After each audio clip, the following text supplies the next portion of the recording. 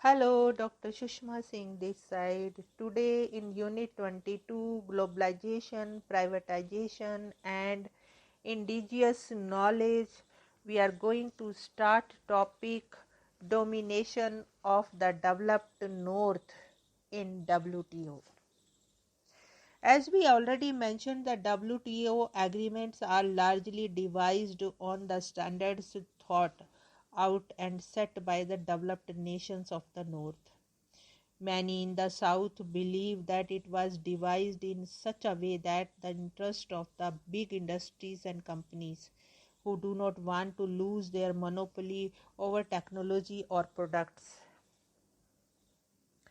When one considers the working of WTO itself, it has been found that the negotiations are invariably between the richer groups of countries. The decisions that they are reach are then imposed on the poorer nations without their participation. The protest against settled WTO meeting was precisely based on the complaint that Third World had against the North. Let us read this report from the Guardian newspaper, which captures the frustrations of the poorer countries and the manipulative tactics of the developed countries. As we already mentioned, there are many aspects of trade that tilt against the poorer South. We did mention, for instance, how some of the trade relations are essentially suited to the monopolistic tendencies of the big corporations. One particular area which has come under the severe criticism from the South is introduction of TRIPS agreement in the Uruguay round, which gives a handle to WTO and big companies which lobby to twist the arms of the poorer nation in the name of the patents. TRIPS ignores the profound differences in the economic and technological capabilities between the North and the South, and is an instrument of technological protectionism aimed at consolidating an international division of labor where the North generates the innovations and the South will be the market for the resulting products and services. It is a move by a US corporate interest to establish global rule to counter their declining competitive market as in the world market. Now let us move to the next topic, implications of TRIPS for the third world countries. TRIPS will affect the poorer countries that do not have the knowledge by increasing the gap and by shifting bargaining power towards the producers of the knowledge, most of whom are in the industrialized North. Not only that, the national governments which used to exempt certain areas and items such as the medicine, agriculture, etc. from patent law now have to comply with WTO regimes. This will be the most strongly felt in the area of the patent and its effects on the prices of the medicine. Equally endangered would be knowledge which has never been patented and which was in the public domain of traditional and indigenous communities. This knowledge is being either cleverly siphoned off or stolen, also known as biopiracy. The North dominance of intellectual property can be seen from the following data. 97% of all patent worldwide is concentrated in the handful of the countries.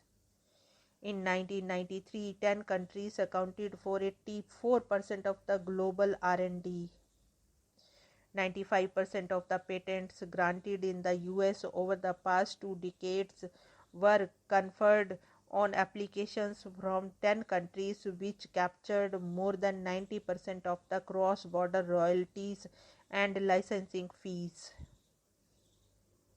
70% of global royalty and the licensing fee payments were between parent and affiliate in TNCs, and more than 80% of the patents that have been granted in the third world countries belong to residents of the industrial nations. The fact that knowledge can be patented has serious implications for access to health, agriculture practices, and related fields such as the bioengineering. Let us see how it affects access to the health, for instance. Now let us move to the point TRIPS and health. A pharmaceutical company can get a patent for both the process and product for 20 years under the TRIPS agreement. Product patents provide for absolute protection of the product, whereas process patents provide protection in respect of the technology and method of manufacture. A process patent system promotes a more competitive environment and a check on prices as compared to the monopoly system created through the product patents. With the TRIPS requirement for both product and process patents, it will therefore be possible to apply for patent rights over a product for 20 years, and thereafter, after periods of protection, could be applied for the processes by which the product is produced. Earlier, the third world countries produced some medicines themselves. For example, India, China, Brazil, and Egypt allow patents on pharmaceutical processes but not the final products. That means they can produce a drug legally using a different process from the original used. This supported the development of the national domestic industries to produce generic drugs, which were cheaper than the branded originals. But now they have to comply with TRIPS agreements as members of WTO and have their patent laws amended and in place. However, under TRIPS, countries can still gain access to drugs and protect public health under compulsory drug licensing. Article 31 of the TRIPS states that member state may use the subject of the patent without the authorization of a right holder, including use by the government in the public interest. It also says that the right holders shall be paid adequate remuneration taking into account the economic value of the authorization. Thus, governments can grant a license to make copies of the patented drug without the approval of the patent owner and pay a royalty to the latter. Compulsory licensing is part of the patent law of the many countries. This option has been used by the countries to restrict the monopoly rights of the companies in the interest of the public good. The US has applied for compulsory license domestically in hundreds of cases, but many developing and underdeveloped nations hesitate to opt for compulsory licensing because of trade sanctions against them. It happened with Thailand when it tried to produce generic drugs for its increasing AIDS patients under the compulsory licensing scheme.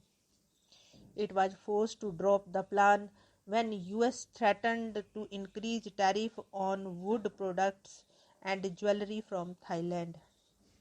Similarly, threats were deployed on South Africa and was stopped with the accusation of the South Africa was violating patent laws by opting to produce a generic drug for its 4 million AIDS patients.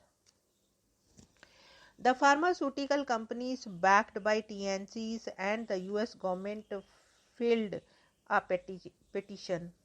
Thanks to the intense pressure by AIDS activists and other, US retreated from its position and reached negotiations. Free from competition, the company will be able to keep the price of the drug high during the protection period. By virtue of TRIPS protection, No generic equivalent can come into the market until expiry of the 20 years, denying patients cheaper alternatives. Now let's come to the next point, patents on life forms, biological materials. Article 27.3b of the TRIPS allows patenting of the life forms in the sense that microorganisms and microbiological processes have to patented and accord protection to plant varieties. These enable the biotechnology lobby and northern governments to exert private monopolistic rights over terrestrial biological resources. These measures will legitimate the private appropriation of the community-based resources and the knowledge and undermine indigenous and local communities.